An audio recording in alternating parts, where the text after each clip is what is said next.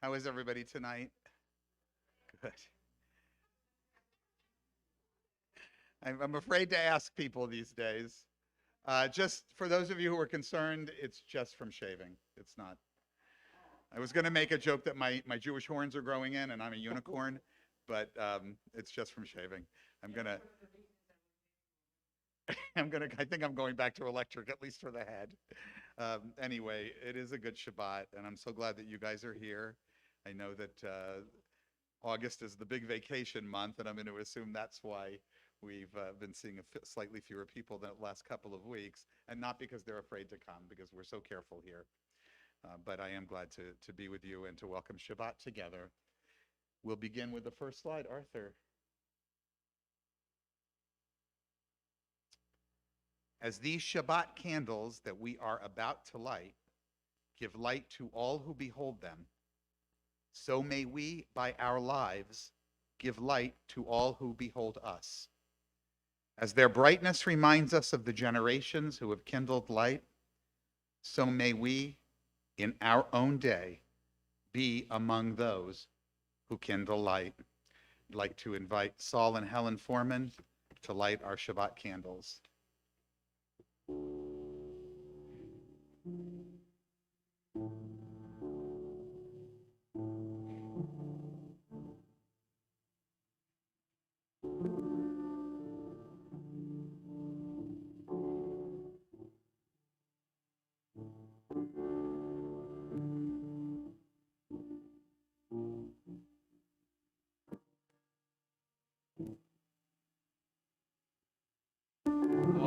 Baruch haor ba'olam, Baruch haor ba'adam, Baruch haor ba'shalom, ba'shalom, Baruch haor, Baruch haor, b'Shabbat.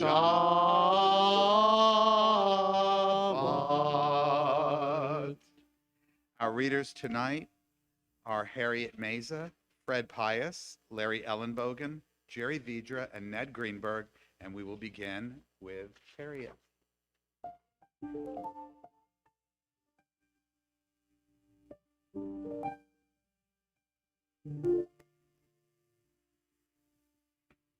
Shabbat Shalom. Can you hear me? Can you hear me? Oh, wait, I'll take this off.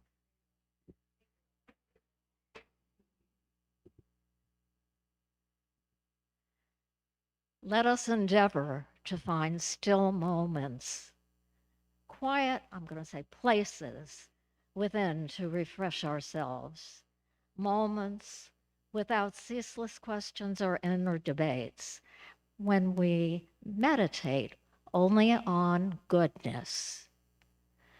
Let us endeavor to nurture courage, recalling moments of strength. Let us remember days of fortitude and the power that we found. Let us endeavor to turn to light, to feel the warmth of a loving touch, our faces and fingers outstretched, alive to each other.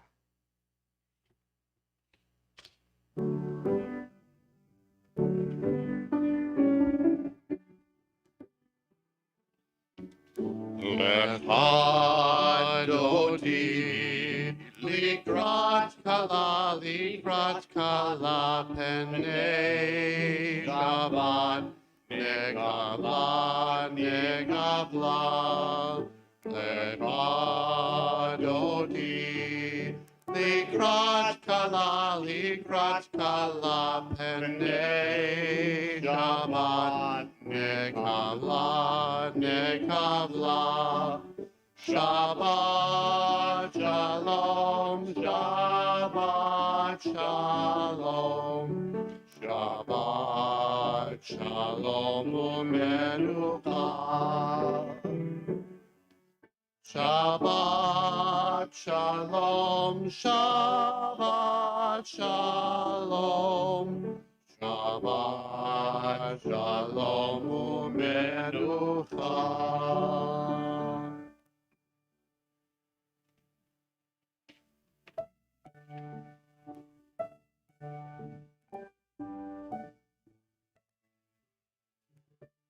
Shabbat Shalom.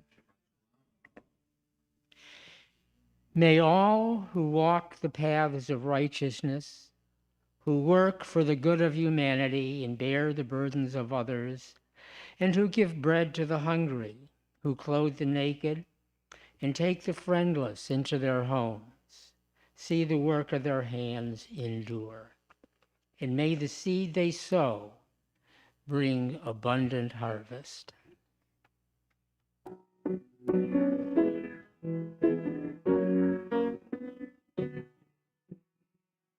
אני ואתה נשנה את העולם. אני ואתה יבוא בעולם. אמרו את זה קודם לפניי, זה לא משנה. אני ואתה נשנה את העולם. אני ואתה ננסה מההתחלה. יהיה לנו רע, אין דבר זה לא נורא. אמרו את זה קודם לפניי, זה לא משנה. אני ואתה נשנה את העולם.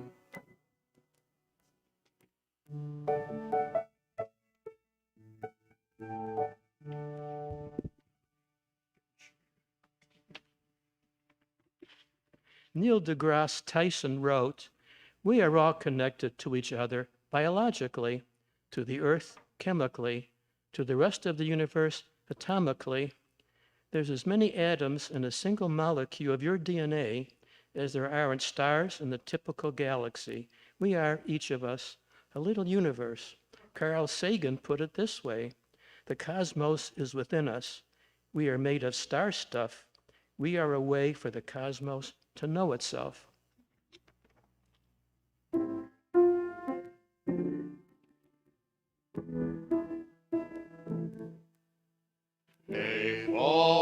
Ori, ori, bi, evo tikvati, tikvati, bi, evo kochi, kochi, bi, vegamba, vegamba. Where is my light? My light is in me. Where is my hope? My hope is in me. Where is my strength? My strength is in me. And in you. And in you. Where is my strength? My strength is in me, and in you, and in you.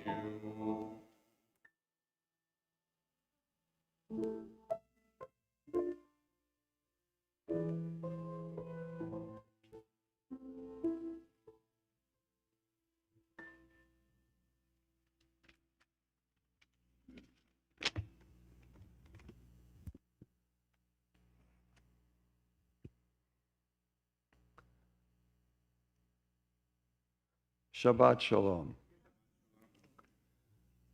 We live in two worlds,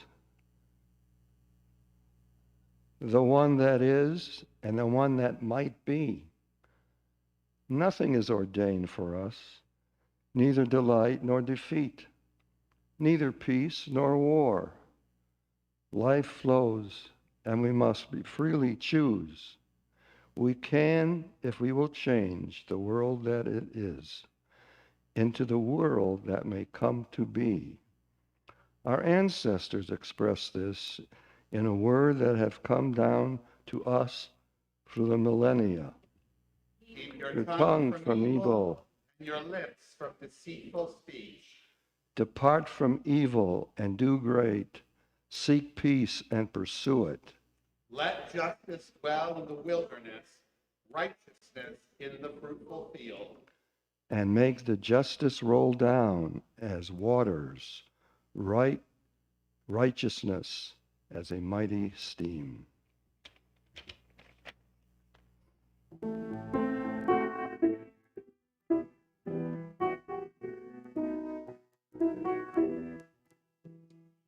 מי האיש שחפץ חיים, אוהב ימים לראות טוב. מי האיש שחפץ חיים, אוהב ימים לראות טוב. נצור לשון חמרה, ושפתיך מדבר מרמה. צור מרע ועשה טוב, בקש שלום ורודפהו. נצור לשון חמרה, ושפתיך מדבר מרמה. צור מרע עשה טוב, בקש שלום ורודפהו. מי האיש חפץ חיים,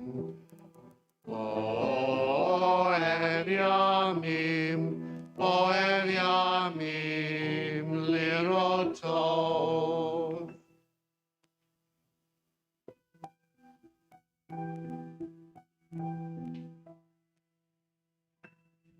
Shabbat Shalom. Sing the song of people joined in understanding and respect, the song of life's wonders, an earth protected and cherished, a gift for our children and the generations to come, the song of a land once ravished by war, now quiet and content, her soldiers home to leave no more, the song of a world redeemed, the song of peace.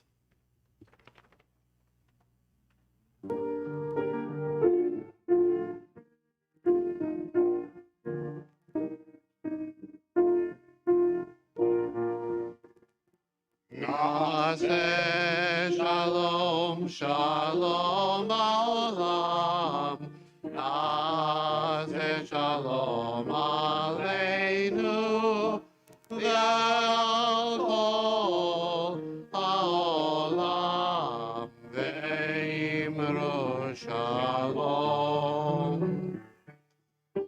נעשה שלום עלינו ועל כל העולם, ואמרו שלום. נעשה שלום, שלום בעולם, נעשה שלום עלינו ועל כל העולם, ואמרו שלום.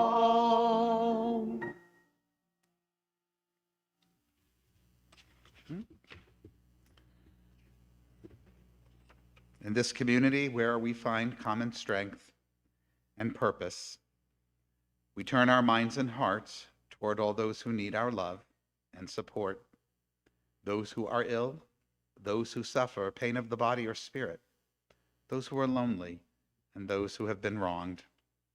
Tonight, our well wishes are extended to these members of our community and to their loved ones, to Evelyn Krieger, Joe Gaden, Julie Eliasson, Karen Tremper-Harris, and Peter Schweitzer.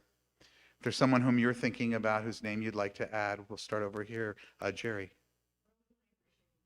Sandy. Thank you. Yes, G. Beverly. Anybody on this side here? Carolyn? Thank you. I miss anybody at all? May all who suffer know that they are not alone. May they be healed quickly. May they experience a refuah shlema, a complete recovery, the renewal of their bodies and the renewal of their spirits.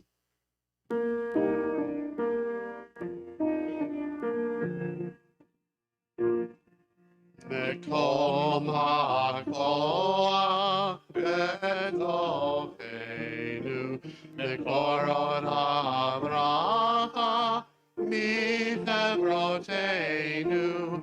May the source of strength that dwells so deep within us help us find the courage to make our lives a blessing, and let us say Shalom.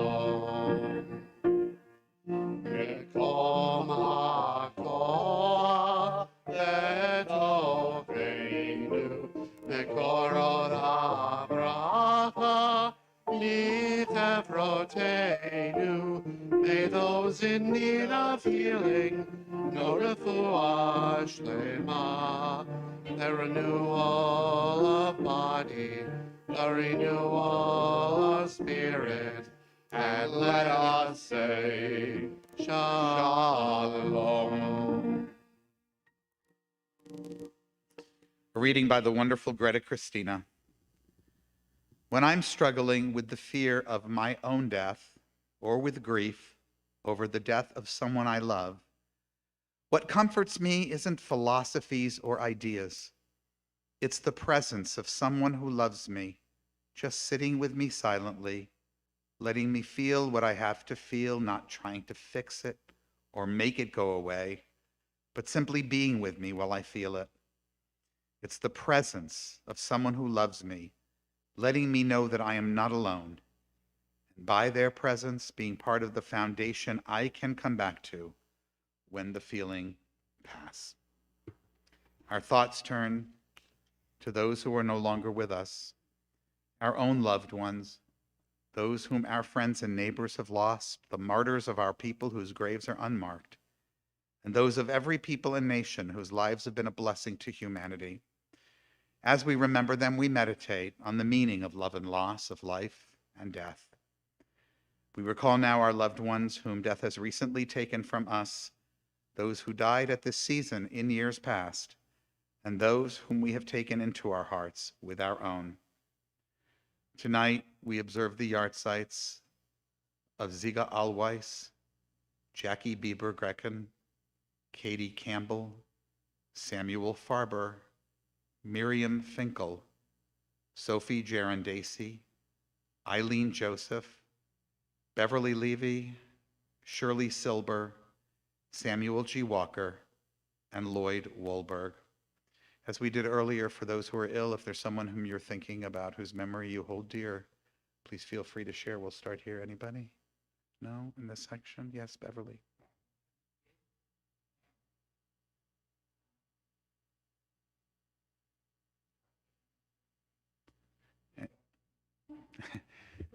Ruth. Yes. Anybody that we missed?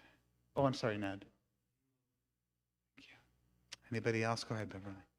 Thank you.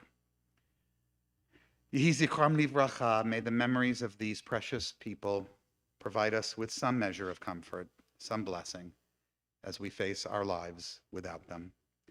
If you can do so comfortably, please rise now for a humanistic interpretation of Kaddish.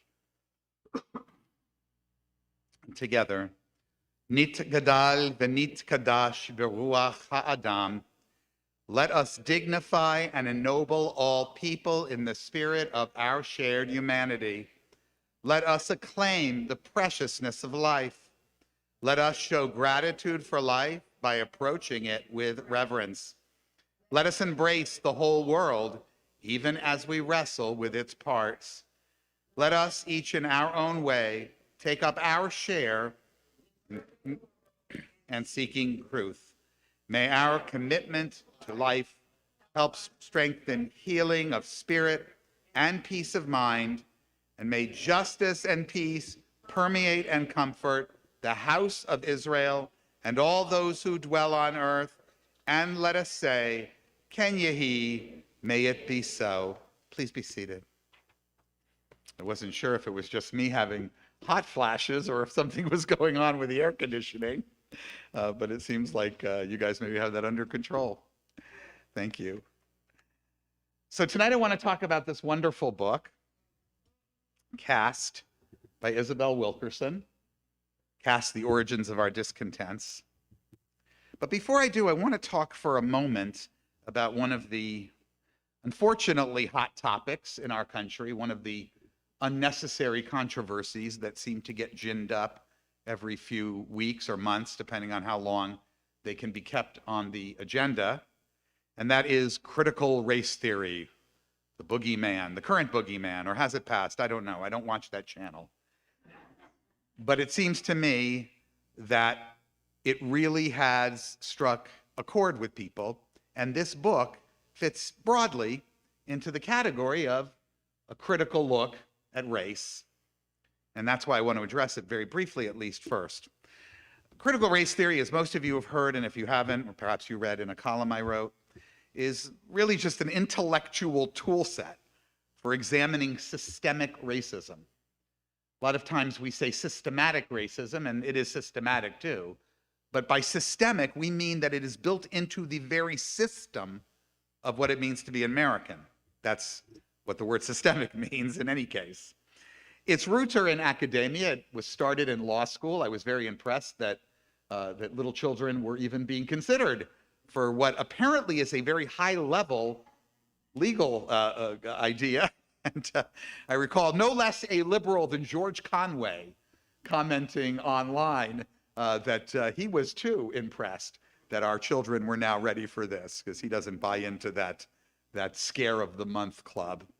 It posits broadly that, as I said, racism is in the system, and most importantly for that idea, that it's not simply an issue of what's demonstrated by individuals or groups. Racism is something that exists in our society. It is, I hate to use the metaphor, but a virus that negatively affects people of color, and particularly Black people, in really almost every place that they live or find themselves. The author of Critical Race Theory, a primer, Kiara Bridges, noted that it grew out of a dissatisfaction with the idea that if people simply stopped thinking about race, if people simply became colorblind, as it were, then all of this kind of discrimination and so forth would disappear. They believed that actually we needed to call attention to it, that there needed to be a certain consciousness about it, because that was the only way to rid ourselves of racial stratification. Now, it's important to remember there are no doctrines in this, and Isabel Wilkerson's book is a very good example of that. She is, in her book, using an analytical tool, one of many in the tool set. I'll talk about that just in a moment, but I do want to say that I really do believe I understand the backlash against CRT, because while there are certainly room for discussion about where and how within the systems of our government and other structures in the United States we have racism manifesting itself, that's not really what this is about. I think we all understand that this is a stand-in for any kind of serious talk about ongoing racism. To claim that it's being taught in schools is really silly. Now, there are aspects or books or curricula, such as the 1619 Project, I thought very well done by the New York Times, that has a school curriculum associated with it. But I think the real fear is that it opens up the doors to discussions that a lot of people in America do not want to have. And so it sort of turns the idea of racism on its ear. By you, they say, talking about this, and we know who you is you Black people, or as they'll euphemize it, the BLMers, right? That's the new word for Black people. BLM, the BLMers, Black people and their supporters, right?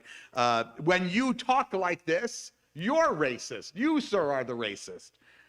And of course, it's really all a reaction to the outcry, the massive protests, unheard of in American history in terms of their diversity, in the wake of George Floyd and the birth of the Black Lives Matter movement. And if you need any little additional evidence, I think you only need to look at the census results that were released over the last couple of weeks, showing that for the very first time in American history, people identifying as white have decreased in number and percentage of the United States, now standing at only 60%. And the replacement theorists, those are the people we should really worry about, like Tucker Carlson and like Laura Ingraham. By the way, the daughter of a neo-Nazi, it was revealed by her own brother in the last couple of days. These folks really want us to understand that white people are going to lose their way of life if this continues. Now, her book, Isabel Wilkerson's book, fits into the overall scheme of critical race theory in the fact that it understands race as being something having nothing to do with biological reality. There is no biological race. Arthur and I were watching, I think it was Downton Abbey, where they said this the other day, and they identified race as something, I think it was they were maybe talking about the Danes or the Germans or something. That's how that word might have been used in those days. It was the Germans who decided to turn this into a scientific thing in Europe, and in America, it was the racist South. But it doesn't really exist. It's a social social construct, which means we made it up in our heads. It certainly doesn't correspond to color. I see a lot of people out here, but you're all kind of pink, honestly. And as am I. We certainly don't qualify as white, nor do most black people qualify as black. And of course, humanism absolutely accepts this, because humanism is dependent upon the idea that all humans are of one species. There is one race, and it's the human race. But that said, race is real in the way that it's experienced. And every single American has a very deep consciousness and awareness of race. From a very early age, we understand who is black and who is not. Biological reality be damned. Even when we speak out and we work against racism, and I say this very honestly, we're conscious of it. This idea of becoming colorblind does not match the reality of the conditioning that we've received. The socialization of Americans is to see the country by this color line that we've invented. They're introduced into our systems very early, and we really have to work hard to overpower them. Now, how and why this happened to American society is what Isabel Wilkerson is attempting to address. The goals of her book are very clear, and I think also very important.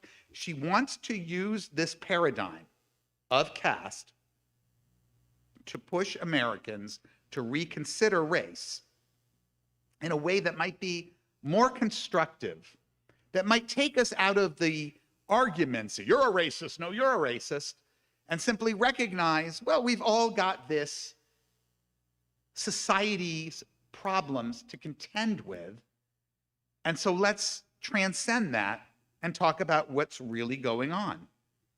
She describes caste as a system that sees people as existing on a scale based on, and this is the metaphor, toxins that they have absorbed from the polluted and inescapable air of social construction that we all receive from childhood.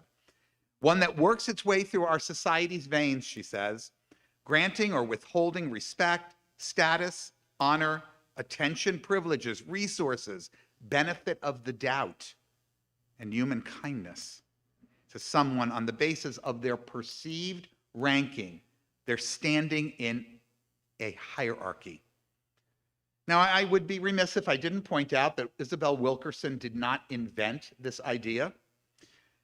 There were others who worked on this idea in the past. One of them was Lincoln University historical sociologist Oliver Cromwell, who in 1948 wrote a book called Caste, Class, and Race, a study in social dynamics. He started out with a theory of caste that he dismissed, instead refuting it as a paradigm for understanding racism, contending that it was really economic exploitation that was at the root of the US racial hierarchy, responsible for structuring the relations among the white ruling class and the white masses and Black people as a racialized class of workers. So when I first presented this in a class that we had, a friend of ours who's a member of our congregation and has a materialist, classist, I believe, and I mean this in a philosophical sense, way of looking at the world, insisted that our friend here, I forgot his name already, Oliver Cromwell, that he was correct here. But I disagree. I find that this critique is lacking. I want to make mention of a sketch that I saw on Saturday Night Live by way of evidence that I think we all know this. And I don't really have the jokes. I was going to show the video, but I'll just describe the scenario. So I'm not a regular viewer, but I certainly know about this particular ongoing sketch. It's called Black Jeopardy. Have you ever seen this one online, Black Jeopardy? Okay. The original premise of the sketch is that these are questions that Black people, through their culture, can answer that the white contestants can't. And it's very funny, and I forgot the name of the host, Kenan Thompson, does a great job with it. But there was one in 2016, during that election season that he did, that they did, which featured Tom Hanks. He was the white contestant. Anybody see this? It was very memorable. He comes on the show wearing a MAGA hat, right? And he is competing not about issues of Black culture, but issues of the oppression of the working class. And these are the questions, or I suppose being Jeopardy, these are the answers that are provided. And each time that he hears an answer or gives an answer, or is it a question? It's the same as the Black contestants. It's a little flip on the premise of the sketch. And he begins slowly to realize, it's dawning on him, that he and they have everything in common until the last question, when there's a question that relates to Black Lives Matter, and that one he completely disagrees with, and his MAGA, Make America Great Again red hat is justified. I found that the fact that so many of us understood that sketch kind of put the lie, or at least the doubt, to these ongoing classist, materialist arguments. In fact, most Black people in America are middle class. The majority are middle class. And if we don't know that, it's partially because of the way we're raised and the predispositions to think it's a certain way that we have. So there was, and I don't think there is, any route to solidarity that is going to be strictly an economic one. But I come from sort of a much more sociological perspective and a psychological perspective, and you've heard me talk about it before, but I needed to answer that critique because it is one that you will encounter about Wilkerson's work. In any case, I still believe that what she's done here, even if you do hold that point of view, is powerful. She says that discussing racism in the guise of casteism is sort of like having a tool as a building inspector to examine a house, to figure out and diagnose what needs repair. And she uses, as part of her toolkit, two non-American caste systems, one in India, with its roots going back millennia, and the other that was established quite quickly and artificially by the Nazis in 1930s Germany. Now, many of the critiques of her book are about the Indian comparison, and I know very, very little about Indian castes. In fact, most of what I know was in the wake of reading this book. So I am not equipped to judge the accuracy of the comparisons, but I do know quite a bit about what the Nazis did. Anyone familiar with the debasement and dehumanization of Germany's Jews that was set in motion by those Nuremberg Laws of 1935 will find it impossible to ignore the parallels to anti-Black legislation and the degradation of Black people in America. She makes her case, and I will say then some. She provides a detailed examination at how Nazi legal scholars actually consulted American Jim Crow laws and other laws from around the North as well, as they crafted this new caste system. It is a little known to many of us, but extremely well-documented piece of early Nazi history.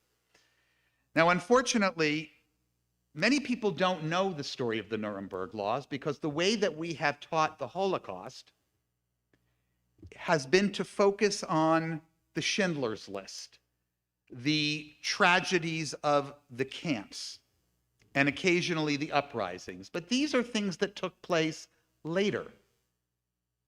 These are things that were part of the Nazis' administration of conquered lands, not in 1935, when they were basically speaking for only Germany and ultimately Austria, the Jewish population of which was around 1%. It surprises me how very ignorant even American Jews are about the steps that were slowly taken and the protests and the responses of Jews and others around the world, both very, very strong in some ways, in a case that many Jews deny, and also ineffectual when looked at from the international stage. These were domestic laws. They were aimed not at the Jew sitting in Warsaw, but at the Jew sitting in Berlin. So these legal scholars were corralled to create these discriminatory laws, and they actually had meetings, and the minutes of those meetings, them being Germans, of course, Germans are great at keeping these kinds of records, looked at the kinds of laws that would remove citizenship from the Jews, restrict their movement in society, restrict the hours that they could be out and about, restrict them from professions, bar them from intermarriage and employing people, and they got it all from us. They were extremely, extremely thorough. There were moderates, I hate to use that word when we're talking about Nazis, but there were so-called moderates as compared to the other Nazis who thought that those Jim Crow style laws we're borrowing from, well, that's a step too far. And there were many who believed that there was no way on earth America was really doing this. But of course, America was really doing this and setting an example for the Nazis. Think about that. We set an example for the Nazis, and we shouldn't teach our children this? The chair of the group, quote, had a hard time believing that Americans actually enforced the laws. Now, critics of the book point out that it is frequently too anecdotal. And I will tell you that this is her style. If you've read her incredible book, The Warmth of Other Suns, one of my favorites, which talks about the Great Migration, you'll understand why she, as a reporter, not a scholar, but a reporter, chooses to write this way. Despite the use of the word caste, she does use it interchangeably with race. I'll read you an extended excerpt about that. And I have to tell you, I found it to be extremely effective as an organizing principle. I think that it works in the ways that it incorporates these copious accounts of anti-Black hatred and mistreatment.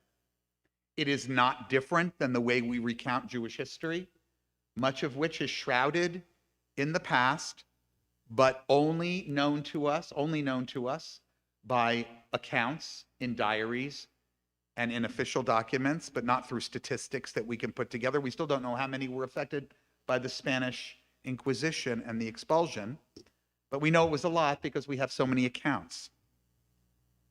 So I'm going to share some excerpts for you. I didn't bring the book because I read it on Kindle, so pretend I'm reading out of the book like I used to when I had eyes that could read little tiny type. This is a story of something that happened to her personally, and I want you to hear these stories because I think they're important. There'll be this one on her own personal experience, two about things in the past, and then one that's a conclusion. So she writes, back before Amazon and iPhones, I was a national correspondent at the New York Times based in Chicago. I decided to do a lighthearted piece about Chicago's Magnificent Mile, that prime stretch of Michigan Avenue that had always been the city's showcase. But now some big names from New York and elsewhere were about to take up residence. I figured New York retailers would be delighted to talk. As I planned this story, she says, I reached out to them for interviews. Everyone I called was thrilled to describe their foray into Chicago and to sit down with the New York Times. The interviews went as expected until the last one. I had arrived a few minutes early to make sure we could start on time, given the deadline I was facing. The boutique was empty at this quiet hour of the late afternoon. The manager's assistant told me that the manager would be arriving soon from another appointment. I told her I didn't mind the wait. I was happy to get another big name in the piece. She went back to the corner, went to a back corner as I stood alone in a wide open showroom. A man in a business suit and overcoat walked in, harried and breathless. From the far corner, she nodded that this was him.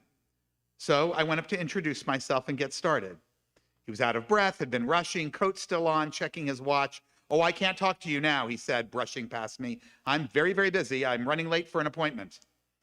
I was confused at first. Might he have made another appointment at the exact same time? Why would he schedule 2 appointments at once? There was no one else in the boutique. There were only the 2 of us with his assistant in the back. I think I'm your appointment, I said. No. This is a very important appointment with the New York Times, he said, pulling off his coat. Can't talk to you now, have to talk to you some other time. But I am with the New York Times, I told him, pen and notebook in hand. I talked with you on the phone. I'm the one who made the appointment for 4:30, right? What's the name? Isabel Wilkerson with the New York Times. How do I know that? He shot back, growing impatient. Look, I said, I don't have time to talk with you. This is the man talking. Look, I said I don't have time to talk with you right now. She'll be here any minute. He looked at the front entrance and again at his watch. But I am Isabel. We would be having the interview right now. He let out a sigh. What kind of identification do you have? Do you have a business card? Well, this was the last interview for the piece, and I'd handed them all out by the time I got to him. I've been interviewing all day, I told him. I happen to be out. What about ID? You have a license on you? I shouldn't have to show you my license, but here it is. He gave a cursory look. You don't have anything that says New York Times on it? Why would I be here, she said, if I weren't here to interview you? All of this time has passed. We've been standing here. No one else is here. He said, she must be running late. I'm going to have to ask you to leave so I can get ready for my appointment. It's a true story, she tells. His cast notions, she says, of who should be doing what in society had made him completely blind to the reality of what was happening in front of his eyes. I've seen this before with my own 2 eyes. The invisibility of Black people in many circumstances. By the way, the story never did get into the New York Times, and the guy apparently got into a bit of trouble with his bosses. This and the other personal anecdotes that she shares of much more horrifying humiliation tell the story of discrimination, of torture, of lynchings, things that I have to tell you, even though I learned something about racism, mostly through university courses, I was not aware of. Things that would have made some Nazis blush. She shares an anecdote, not really an anecdote, it's more of a well-known story, that happened in 1918 in France. So this is at the end of World War I. Black soldiers had been there, fighting in their own units, of course, but, you know, making the world safe for democracy. And the French officers, well, they did not have this culture. And they treated the American Black officers and soldiers in general with the respect owing to a foreign armed service that had come to save their keisters from the Germans. The American military command, she writes, informed the French about how the Black soldiers were to be treated. They clarified for them that these men were, and this is a quote, inferior beings. no matter how well they appeared to perform on the front lines, and that it was, again, from an official memo, of the utmost importance that they be treated as inferior. The fact that the military command would take the time in the middle of one of the most vicious wars in human history to tell foreigners that they should demean their own countrymen suggests that they were indeed swallowed up in total by these caste protocols, that they were more important even than conducting the war. As it was, white soldiers were already refusing to fight in the same trenches as black soldiers and refusing to salute to black superiors, of which, of course, there were very few, but they did exist. The American military communicated this position. The French commanders then had to go and tell their own soldiers about it, even those who had developed friendships or camaraderie were now, in France, French people, forced into this American segregated system. This indulgence and this familiarity, they were told, are matters of grievous concern to the Americans. Should do this with a French accent. They consider them an affront to their national policy. This was hard for them to accept, but they did. They agreed not to deal with them on the same plane as the white American officers. They knew they could not do so without deeply wounding the honor of the white soldiers. We must not eat with them, they said. We must not shake their hands or seek to talk with them, because these are our allies, and we must agree to their policies. They were not even permitted to commend them, to congratulate them for victories, or to share their mourning. That was 1918. Not much had improved into the next World War, the second one, where we went to fight for the freedom of all people on earth with our segregated armed forces. At the time that, excuse me, at the time that I was reading this, we were hearing about some abuse of people in Virginia, some members of our armed forces. It goes on. And so it particularly hit home this story that you may know. It did make some news and continued to make news in the history books. It took place in 1946, and it happened to an honorably discharged World War II veteran named Sergeant Isaac Woodard. Sergeant Woodard was in a bus in the South, coming home from the war, and at a stop, he said to the driver, "As long as we're stopped here, I'd like to go use the restroom." The driver said, "I'm sorry, you can't do that. They're not going to let you, and you need to sit down." "I don't have time to wait," he said. Picking up with Wilkerson, Woodard stood up to the driver, and he told him, "I am a man just like you."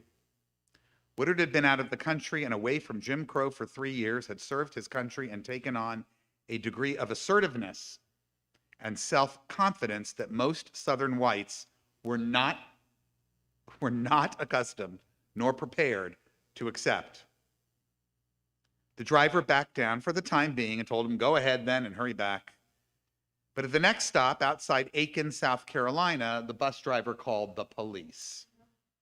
The police chief arrested Woodard on charges of disorderly conduct. At the bus stop and later in jail, the police chief beat him and jabbed his eyes with a billy club, blinding him for life. The next day, a local judge found him guilty as charged, and though he asked to see a doctor, the authorities did not get to him for several days. It was too late to save his eyesight. The NAACP brought the case to the attention of President Truman. Truman was incensed to learn of these atrocities, but keep in mind, this is just one. There were dozens and dozens and hundreds of such incidents. He ordered the Justice Department to investigate based on the fact that Woodard was in uniform at the time. Otherwise, there was no basis for an investigation in 1946 of the beating and blinding of a black, honorably discharged veteran of the American Armed Services. The federal trial ran into what she calls caste obstructions in South Carolina. The local prosecutor relied solely on the testimony of the bus driver, the defense attorney hurled racial epithets in open court at the blinded sergeant, and the all-white jury returned well, guess what the verdict was?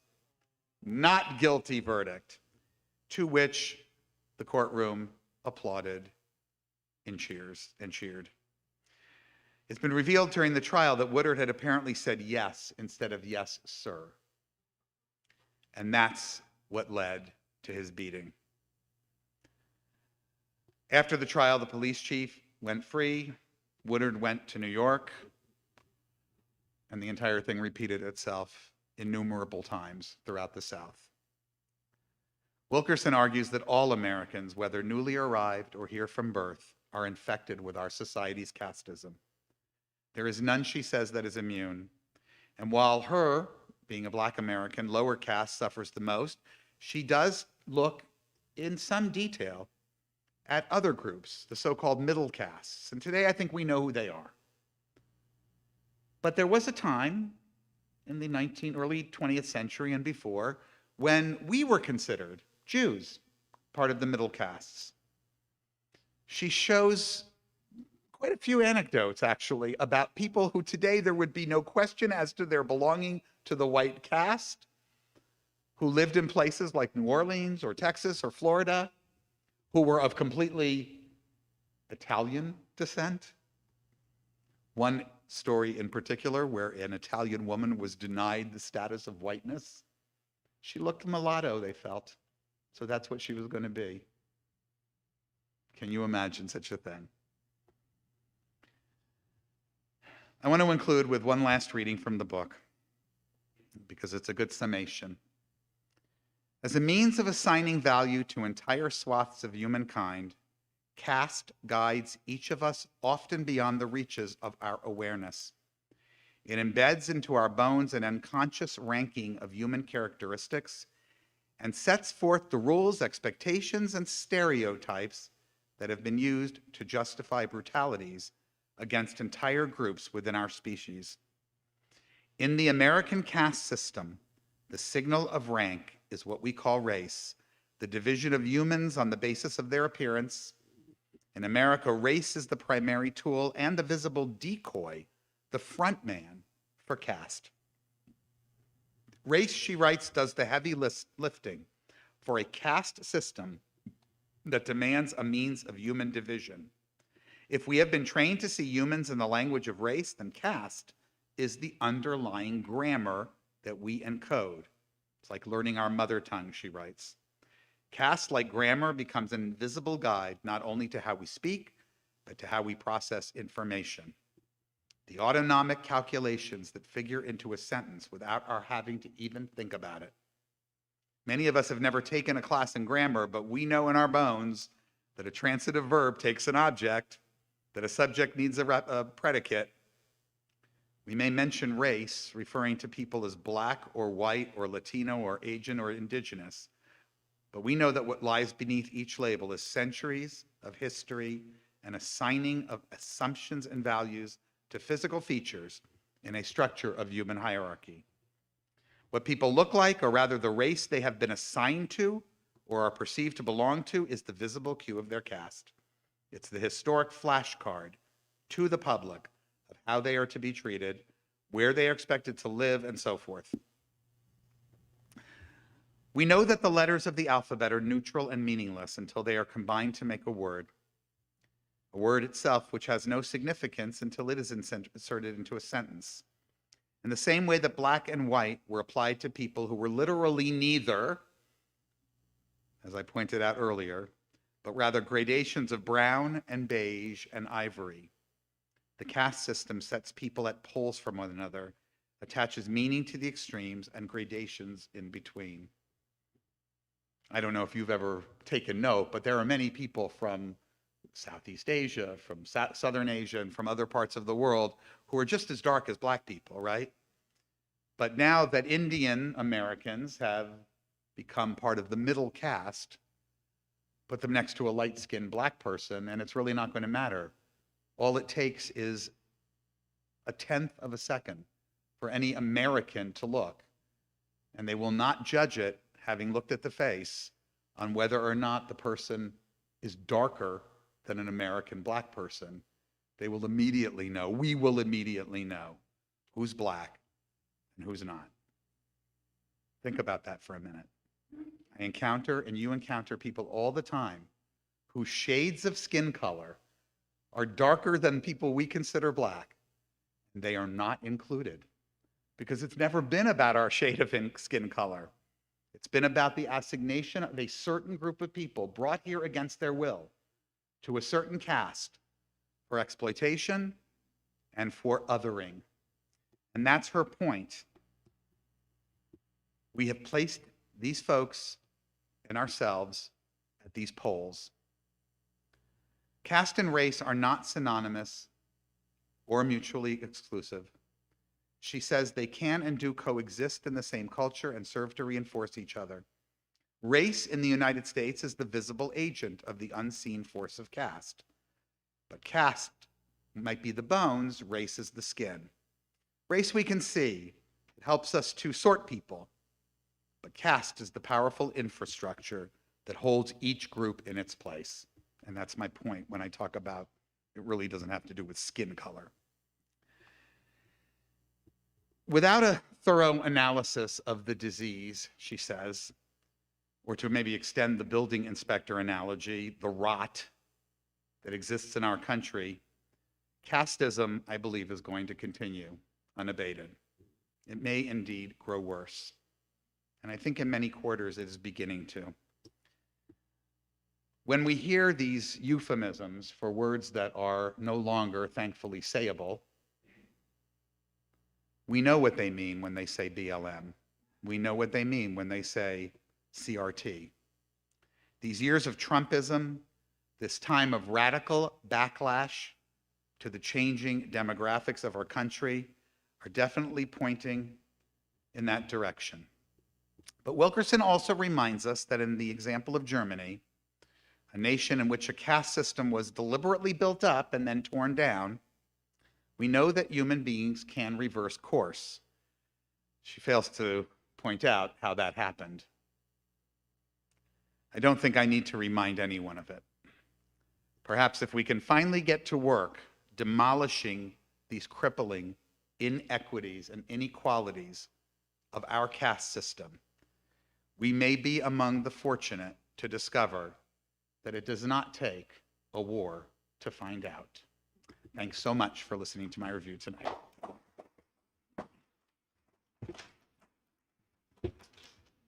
So let us conclude with this beautiful song, May We Know Peace, adapted from a Debbie Friedman song.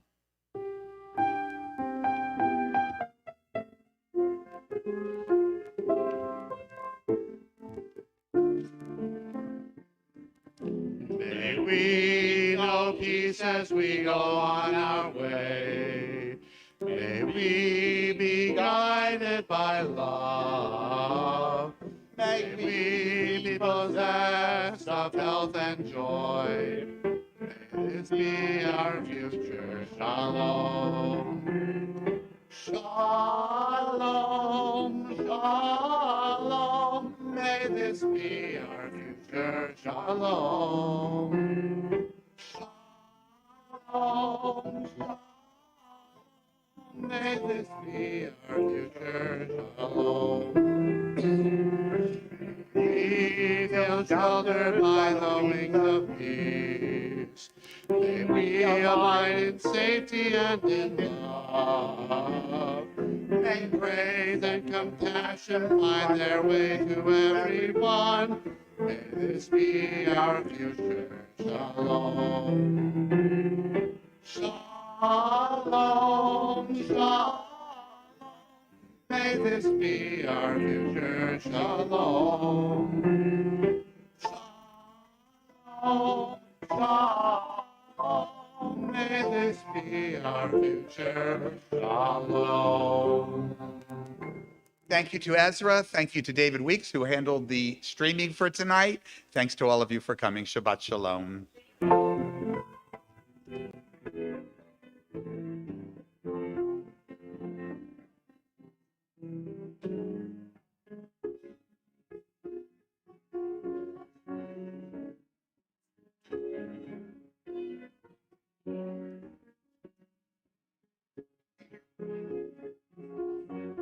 I